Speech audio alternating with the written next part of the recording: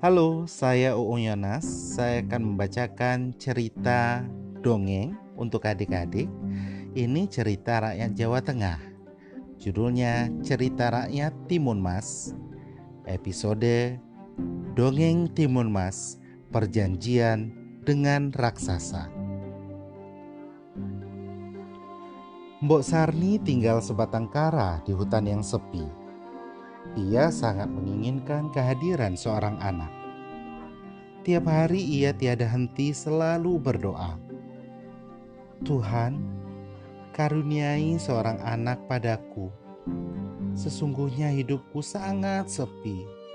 Jika Engkau mengaruniai aku seorang anak, tentunya aku akan semakin bersyukur dan taat kepadamu. Suatu hari, raksasa yang kebetulan lewat mendengar doa Mbok Sarni. Dengan suaranya yang menggelegar, raksasa itu bertanya, "Hai wanita tua, apakah kau sungguh-sungguh menginginkan seorang anak?" Mbok Sarni terkejut. Dengan gemetar, ia menjawab, "Benar sekali. Aku mendambakan seorang anak yang bisa menemaniku. Namun sepertinya hal itu tidak mungkin. Usiaku sudah tua dan suamiku telah meninggal." "Aku bisa mengabulkan keinginanmu dengan mudah, tapi tentu ada syaratnya. Apakah kau bersedia?" tanya si raksasa. "Baiklah, aku bersedia," sahut Mbok Sarni menjawab, walaupun hatinya takut melihat sosok raksasa yang besar dan seram. "Peliharalah anak yang kuberikan padamu nanti. Beri ia makan yang banyak supaya gemuk. Aku akan menjemputnya saat ia berusia 6 tahun, ucap si raksasa menggelegar. "Menjemputnya? Untuk apa?" tanya Mbok Sarni heran. "Tentu saja untuk kumakan. Anak yang gemuk adalah hidangan yang paling aku sukai." Raksasa tergelak. Suara menggelegar menggetarkan hutan yang tadinya sepi. Tidak ada pilihan lain. Mbok Sarni menerima syarat tersebut. Raksasa itu memberinya segenggam biji mentimun untuk ditanam.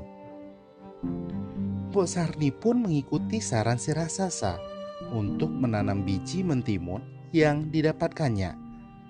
Biji itu tumbuh dan berbuah dalam waktu singkat. Dalam beberapa hari saja, pohon mentimun tumbuh dengan buahnya yang sangat besar, siap untuk dipanen. Betapa terkejutnya Mbok Sarni ketika sedang memetik salah satu mentimun. Di hadapannya terdapat bayi perempuan yang cantik. Bayi ini dinamai Timun Mas karena ia lahir dari mentimun yang berwarna keemasan. Hari ini, Timun Mas genap berusia 6 tahun. Mbok Sarni ingin memasak nasi kuning sebagai ucapan syukur. Ketika ia sedang sibuk di dapur, bumi bergetar. Bum, bum, bum. Seperti langkah kaki raksasa. Gawat, raksasa itu sudah datang.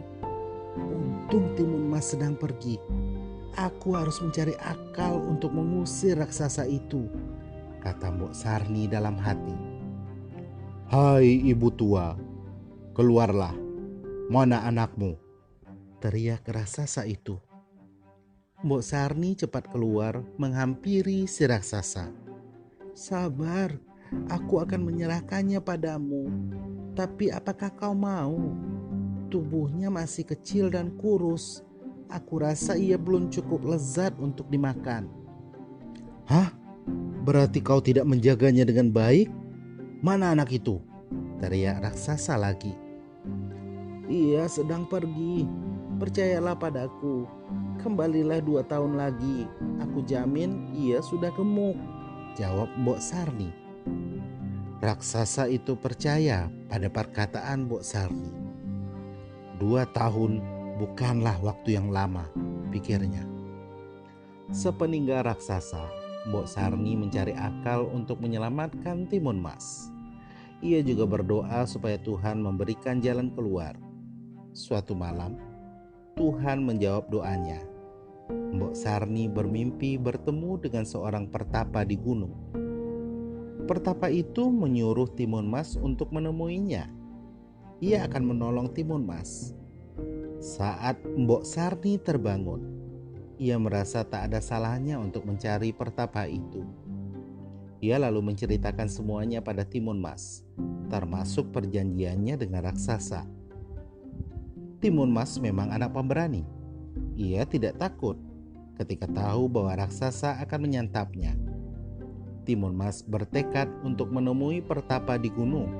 Sebelum berangkat, ia memohon restu pada ibunya. Setelah berhari-hari mendaki, Timun Mas akhirnya mencapai puncak gunung. Ia melihat seorang lelaki tua berambut putih dan berjubah putih. "Permisi, Kek. Namaku Timun Mas. Ibuku bilang kakek akan membantuku melawan raksasa jahat yang hendak menyantapku," sapa Timun Mas. "Oh, kau yang bernama Timun Mas? Ya, aku memang mendatangi ibumu lewat mimpi. Cucuku, jika raksasa itu kembali, berlarilah dengan kencang," pesan si pertapa itu. "Langkah kakinya lebar, aku pasti mudah tertangkap," kata Timun Mas heran. "Ambillah 4 buah bungkusan kecil ini. Lemparkan satu persatu ketika kau melarikan diri," jawab pertapa itu dengan tegas. Timun Mas paham. Ia lalu pamit dan pulang. 2 tahun berlalu. Saatnya raksasa kembali untuk mengambil Timun Mas. Benar saja. Tiba-tiba terdengar langkah kaki dan teriakan menggelegar. "Mbok Sarni, mana anakmu? Aku sudah lapar," teriaknya. "Kumohon, jangan makan dia," pinta Mbok Sarni. "Enak saja, kau sudah berjanji. Kau tidak boleh mengingkarinya," jawab raksasa. Dengan terpaksa, Mbok Sarni membawa Timun Mas menemui raksasa itu. Timun Mas berbisik padanya, "Jangan khawatir, Bu." "Wah, ibumu benar-benar merawatmu dengan baik. Badanmu cukup berisi, pasti dagingmu nikmat sekali." Timun Mas menjawab, "Dasar raksasa rakus, makanlah aku jika bisa." Setelah berkata demikian, Timun Mas lari sekencang-kencangnya. Dengan marah, raksasa itu segera mengejarnya. Timun Mas terus berlari dan berlari. Namun ia mendengar langkah kaki raksasa itu semakin mendekat. Timun Mas segera membuka bungkusan pemberian kakek pertapa itu. Bungkusan pertama ternyata berisi biji mentimun. Ia melemparkannya ke arah raksasa. Keajaiban pun terjadi. Biji mentimun itu berubah menjadi ladang timun yang buahnya sangat banyak. Langkah raksasa tertahan oleh ladang timun itu. Dengan susah payah, ia harus melewati rintangan dan batang-batang pohon yang melilit tubuhnya. Namun, ia berhasil meloloskan diri. Ia bertambah marah. Timun Mas menoleh ke belakang. "Gawat, ia berhasil lolos. Aku harus segera membuka bungkusan kedua," pikirnya. Bungkusan kedua itu berisi jarum. Timun Mas melemparkan jarum-jarum itu. Apa yang terjadi? Jarum-jarum itu berubah menjadi pohon-pohon bambu yang tinggi dan berdaun lebat. Raksasa harus bekerja keras menerobos pohon-pohon bambu itu. Badannya terluka karena tergores batang-batang bambu. Meskipun tubuhnya berdarah, ia pantang menyerah. Justru larinya semakin kencang setelah berhasil melewati hutan bambu yang dibuat Timun Mas. Ia kesal karena dipermainkan oleh Timun Mas. Timun Mas membuka bungkusan ketiga. Sambil terus berlari, ia melemparkan isi bungkusan itu, yaitu garam. Lagi-lagi keajaiban terjadi. Garam itu berubah menjadi lautan yang luas. Namun, lautan tak menjadi penghalang bagi raksasa. Ia berenang melintasi lautan itu dan berhasil mencapai tepi. Raksasa mulai kelelahan, tapi mengingat lezatnya daging timun mas, ia kembali bersemangat untuk berlari. Timun mas ketakutan melihat kekuatan raksasa itu. Bungkusan terakhir adalah harapan satu-satunya. Sambil berdoa, Timun Mas membuka bungkusan keempat. Isinya terasi. Sekuat tenaga, Timun Mas melemparkan terasi itu ke arah raksasa. Apa yang terjadi? Terasi itu berubah menjadi lautan lumpur yang panas mendidih. Raksasa yang berlari kencang tak dapat menghentikan langkahnya. Ia pun terperosok ke dalam lumpur. Ia berteriak dan meronta. Namun semakin ia meronta, semakin dalam lumpur itu menghisap tubuhnya. Ia akhirnya tenggelam ke dalam lumpur panas. Timun Mas menghentikan langkahnya. Ia lega karena berhasil menyelamatkan diri. Dengan kelelahan, ia berjalan pulang ke rumahnya. Mbok Sarni yang terus menangis sepeninggal Timun Mas sangat bahagia melihat kepulangan putrinya. Mereka berpelukan dan mengucap syukur pada Tuhan atas pertolongannya. Sejak saat itu, Mbok Sarni hidup bahagia bersama Timun Mas.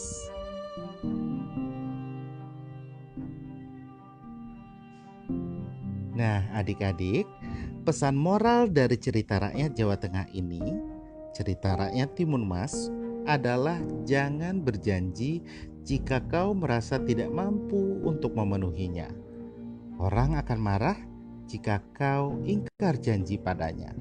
Sampai jumpa di cerita berikutnya ya. Dadah.